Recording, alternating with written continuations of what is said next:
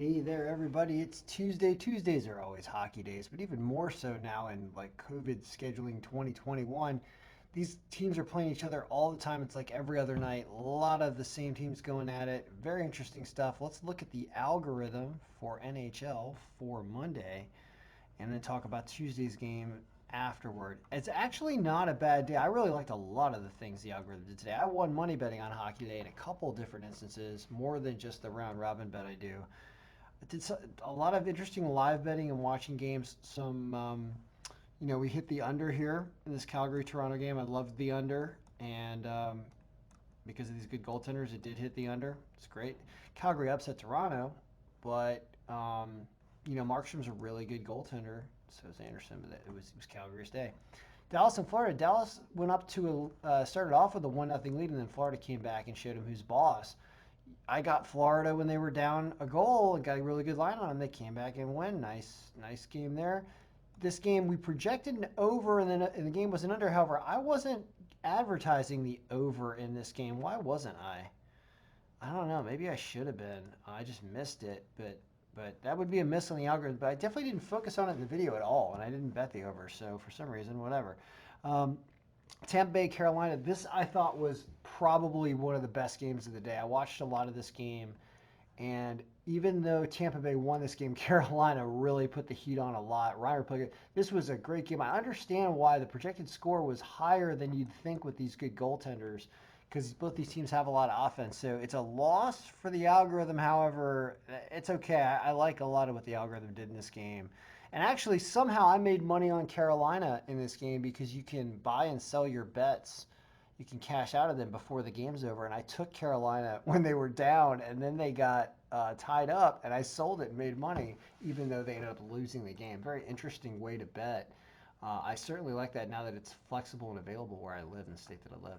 So Buffalo and the Islanders, this one barely stayed under. I mean, it looks like we projected the score exactly right? I mean, when you take this down, looks, oh yeah, we got it perfectly right. Well, yeah, we did, but we thought Buffalo would score less, and there was almost an empty net goal at the end, or Buffalo tying it up. So he got really lucky, and the over/under was at 5. So I did my alternate under of 5.5. People with 5 had to push. That sucks for you guys. I talked about that in the video. LA and St. Louis, low scoring game, but I said LA was sneaky. This was a close game. And sure enough, LA pulls it out, and the game is under. I think we had sort of very close to the over-under totals there. Vegas and Colorado stays under. Yep. And Vegas with that great line, we had them in adjusted power strength as a win. Should have put money on them. I didn't bet on them. I did bet the under though and hit that. Anaheim and Arizona. That's funny that this was a 3-0 Anaheim game, and Arizona game's all the way back. If you'd bet Arizona when that was going on, you would have had a great line in the thousands, I'm sure. Minnesota and San Jose. This game is currently at 5-2 and like 5 minutes left in the game. And so, yeah, they hit the over. Like I said, they should do in the video. All right, so it was a decent day. I really think it was a pretty decent day. Not too many misses. So, for Tuesday, one of the games I don't have lines for, Florida, Dallas. I don't know if the game's happening or not, but this is the rest of them. So this is a preview. Things will change. If you're subscribing and you get the email to this, you will get an updated email tomorrow, or Tuesday here, before the games start, before 7.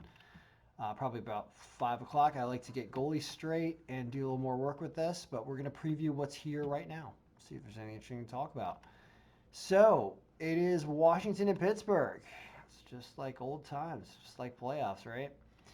And Samsonov may or may not be back. He's been fighting off injury. They played Craig Anderson when they said they were going to have him, the other day. I don't know what to say about this because he may or may not. Like nobody's confirmed. I can hide this whole thing. Nobody's confirmed. Does not matter. So it does think it's a very close game, and actually is now favoring Pittsburgh with Samsonov in net. I keep saying Varlamov because he used to play for the Cavs, but it's Samsonov. And so if he does start it, it likes Pittsburgh. All right, we know that. Chicago and Columbus, not playing Elvis this time. It's Jonas Corposalo. Things okay. Another 3-2 game. Super close game. I would say take the team that has the better line in Chicago, but just all around, really just a pick 'em, kind of flip 'em game. Montreal and Ottawa. So, Ottawa beat Montreal like 3-2, right, last time? You got Carey Price maybe playing. I don't know what they're doing with the goaltender. Murray is probably playing. Plus 190, it's a great line for them.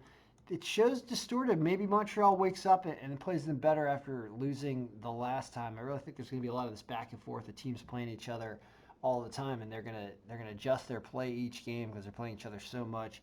So I don't like taking Ottawa in this game. I don't really know what to do over under. I think they might try to open it up. Maybe it's going to be an over game because they're going to try to open it up more. It looks like the current over for that game is 6 to 6.5. That's predictable. So I don't think there's really a good play yet in this game.